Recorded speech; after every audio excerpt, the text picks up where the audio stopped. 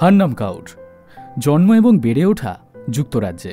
ছিলেন অতি সুন্দরী এক কিশোরী। বলা চলে এখন মোটামুটি সারা বিশ্বব্যাপী আলোচিত ভারতীয় বংশোদ্ভূত এই নারী। তবে তাকে নিয়ে আলোচনার কারণটা অন্য সবার চেয়ে একটু আলাদা। তিনি আলোচিত মুখের লম্বা দাড়ির জন্য। কি শুনে অবাক হচ্ছেন যে মেয়ে মানুষের আবার দাড়ি? হ্যাঁ, মেয়ে মানুষের দাড়ি, তাও আবার একটি দুটি নয়, একদম পুরুষ মানুষের মতো মুখ ভর্তি গোছা গোছা দাড়ি। আর এই দাড়ির জন্যই ২৪ বছর বয়সে হারনাম কাউরের নাম উঠেছে গিনেস বুক অফ ওয়ার্ল্ড রেকর্ডে। আর তাকে বলা হয়ে থাকে পৃথিবীর সবচেয়ে কম বয়সী দাড়িওয়ালা নারী। একসময় হারনামের ছিল টানা টানা চোখ, সুন্দর মুখশ্রী, কিন্তু হঠাৎ করেই একদিন দেখলেন সুন্দর সেই মুখমণ্ডলে গজিয়ে উঠছে পুরুষের মতো দাড়ি। হারনাম কাউর মূলত হরমোনজনিত সমস্যা পলিসিস্টিক ওভারি সিন্ড্রোমে আক্রান্ত। এ কারণেই তাঁর শরীরের লোম, দাড়ি ও চুলের বৃদ্ধি বেশি। অনেক কম বয়সেই তার এই সমস্যা শুরু হয়েছিল।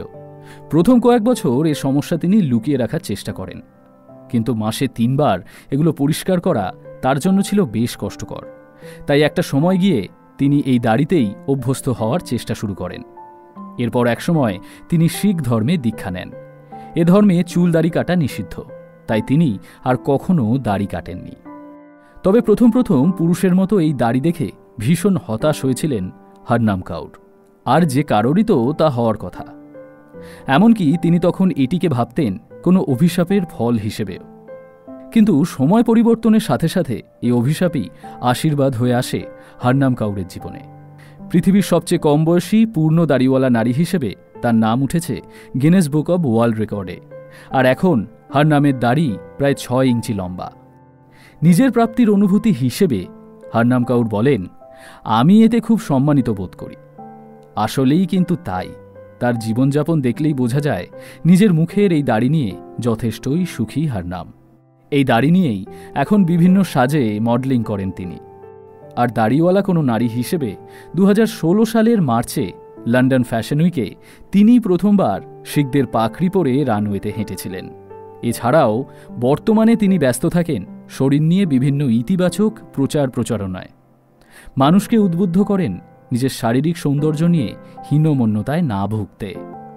যে দাড়ির জন্য একটা সময় হারনাম কাউরকে সবার কাছে হেয় হতে হতো, একদিন যে এই দাড়ি তার জীবনে আশীর্বাদ হয়ে দেখা দিবে, এমনটা কি হারনাম কাউর নিজেও কখনো ভেবেছিল? হয়তো না।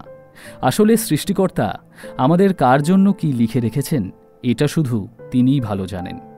আর স্রষ্টার সেই সৃষ্টিকে আমরা কিভাবে অবজ্ঞা করি? একজন মানুষ কালো, খাটো, মোটা, চিকন, লম্বা, টাকমাথা যাই হোক, তাকে তার শারীরিক সৌন্দর্য নিয়ে কিভাবে আমরা অপমান করি? এগুলো কি আসলে ঠিক?